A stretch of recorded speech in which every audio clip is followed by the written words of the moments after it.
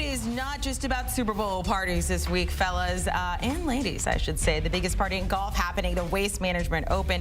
Now, per usual, we can expect TPC Scottsdale to be full of fans looking for the best festivities that golf has to offer.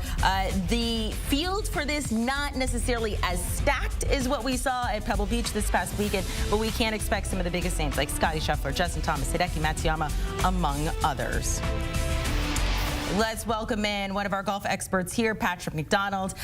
Look, they did say last year got a little out of control. They're making some changes to make things a little bit safer for fans, but we're always talking about 16. What sort of party can we expect at TPC this weekend, especially around that hole?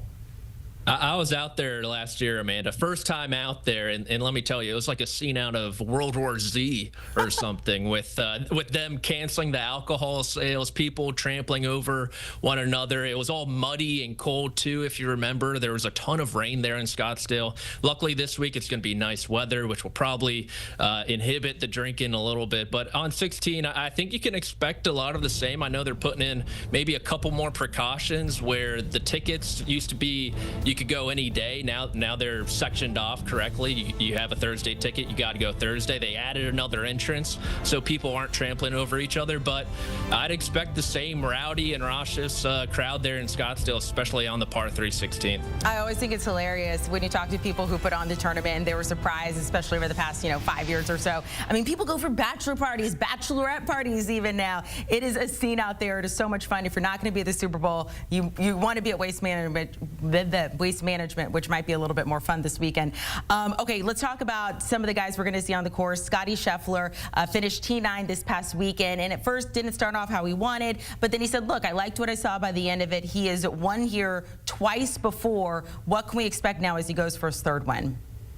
I think it's so funny that the personality of Scottie Scheffler, cool, calm, collected, maybe a little quiet, has found so much success at this golf tournament, which is the polar opposite of him. But it's just a great course fit for him. There's a lot of high leverage shots there at the end. We talked about the 16th, but I look at the two holes kind of sandwiching it. The par 5 15th, which is a nice eagle opportunity, and then the par 4 17th, which is another eagle opportunity, real drivable. So for Scheffler, it was really business as usual. It felt like there at Pebble Beach. He led the field in strokes gained approach. He was perfect from 3 to 6 feet, which I think is huge, not only for this week, but for the rest of this season. And if that iron play continues to cooperate, you would think Scottie Scheffler, a guy who has won twice at this golf course, could add another title. So I'm looking at his driver as a potential question mark. I think he had a lot of misses to the right. Felt like that club face wasn't really rotating through some of his swing. So if he drives it well, which it's Scottie Scheffler, you'd expect him to drive it well, then I think he'll be there late on Sunday to win. Scottie Scheffler definitely looking for a good showing this weekend, as is Justin Thomas. He has had 8 straight top 20 finishes. But here's the thing. He finished T48 this past weekend, so not the showing that JT wanted, especially in a season where he said, I think I can pull off a Scottie Scheffler 2024. What does he need to improve on most as he heads into Thursday? I think the biggest bugaboo I've had with JT's game really since that 2022 PGA Championship, these last couple of seasons, is his floor performances. You think about guys grinding out rounds, being able to shoot something like 70 or something in the high 60s when they don't have their A game.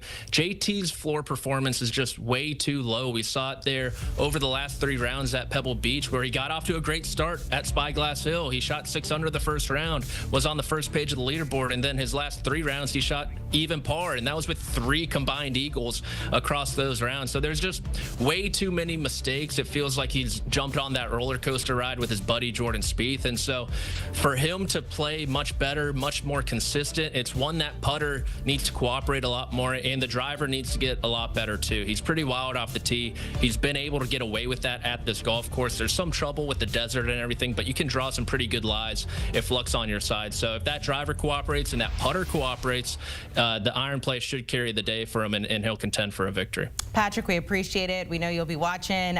You're not going this year, right? Like, you're going to be at home? No. I mean, they kicked me out. They kicked me out last year. It was too much, and so I'm going to be back, watch it here, and then watch the Super Bowl. We'll find some pictures. We'll dig up some pictures from the last year out there to see exactly what went down. Patrick, all the guys from the First Cut podcast getting you ready for the Waste Management Open coming up this weekend. Not only will they give you the biggest storylines, but also some DFS and betting advice as well. So let's talk about the course and how these guys can do out there. Our good friend Michael Breed. Michael, break down this course for us and maybe some of the biggest hurdles for the guys who are hitting it this weekend. Well, you know, it's interesting. I think Patrick's right on the money there. I think this golf course gets really entertaining as it closes. I think when you start looking at those last 4 holes, 15 through 18, there's some water out there. You have to drive the ball quite nicely. And you also have to be really accurate with your iron play. If you look at the winners over the last number of years, you got Scotty winning a couple different times, Hideki Matsuyama, Webb Simpson is a guy who won early in the early 20s there. You have to have great iron play. And I think one of the reasons why Scotty is the guy this week, as far as I'm concerned, is because of the iron play. I think he's going to get that driver worked out. Let's not forget he's coming off that injury. But I think that this golf course, what it asks you to do at a par 71 and just under 7,300 yards, you got to drive the ball well, but it'll be fast. But you have to be precise with your irons. The greens can get a little firm at times. You have to be able to control and predict trajectories, launch angles, and obviously the spin rates. And so when I start looking at this, I think to myself, this is a golf course that's going to test the iron play above all of the game. It's going to test the iron play, and I think that's where Scotty's really going to shine. Okay, you have a demo for us. Is it on 16? Are we looking at a stadium shot here? What do you want to show us from this tournament? Let's talk about the 16th hole. In fact, you know what? A lot of people don't really know what this hole looks like without all the stands around it. So if you could, let's take a little copter view of this. And Amanda, you can see this right here as we're kind of buzzing down. That looks nothing like it does during the tournament. Right, because there's no stands. That's right. But pay attention to this green complex because it's a very interesting green complex. It kind of moves from front right to back left. You have to be very, very accurate with the iron play. When you get this back hole location, it's almost as if we've got 2 separate greens. You've got that back green where the hole is that we've set it up today, and then you've got that front green. So it's almost like 2 separate greens. It's a golf shot that you really have to pay close attention to. And it's hard because of all the things that are going around you. We've got this set up in that back corner right there. I'm going to pick a target that's over to the right-hand side there. And again, I know that we don't have any stands, but you're watching, and I got to hit a good shot. Make sure I'm in this hitting area here. We got to hit a good shot in order for us to have the respect, I think. So we're going to hit just a little bunt right out there to the right-hand side. Always want to miss this shot. If you miss, wide side.